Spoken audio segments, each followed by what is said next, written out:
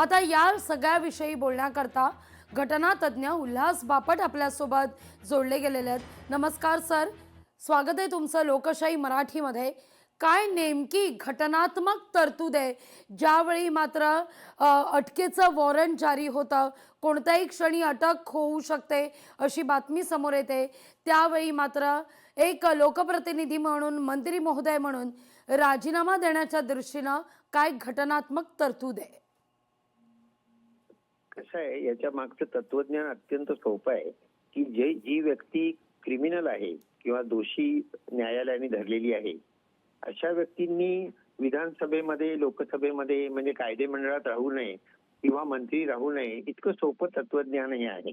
वास्तविक बघता त्यांनी आपणहून राजीनामा देणं हे जास्त योग्य ठरलं असतं, परंतु घटना समितीमध्ये जसं मांडलं गेलं होतं की आपल्या इथे कॅरेक्टर आणि इंटिग्रिटी असलेली माणसं कायदे मंडळात जातील अशी कुठली तरतूद राज्यघटनेत केलेली नाहीये, तर ते आपल्याला आता दिसत आहे।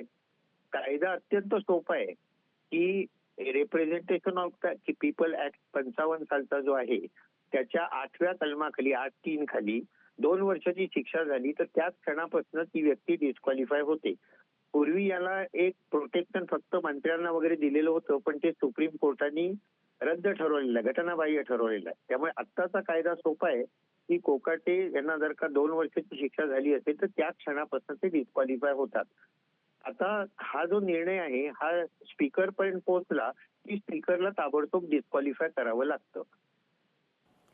अगदी त्या दृष्टीनं थेट तातडीचे आदेश निघतील की पुन्हा एकदा काही काळ याला सगळा जावा लागेल?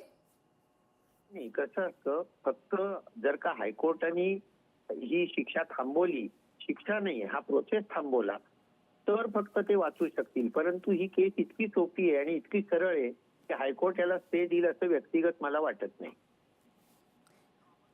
अगदी अगदी अगदी खूप खूप धन्यवाद बापट सर, आमच्याशी संवाद साधला त्याबद्दल। लोकशाही मराठी ऐका, पहा, जागरूक रहा।